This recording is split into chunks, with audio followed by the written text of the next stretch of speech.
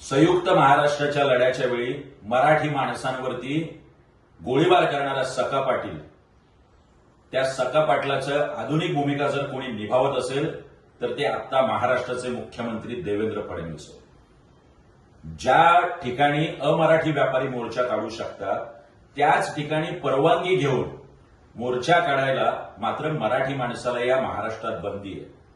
अटक सत्र सुरू आहे, लोकांवरती लाठ्याकाठ्या चालू आहेत. इतकी दडपशाही आणि दमनशाही जर महाराष्ट्र सरकार करत असेल तर मराठी जनता आणि महाराष्ट्र गप्प बसणार नाही.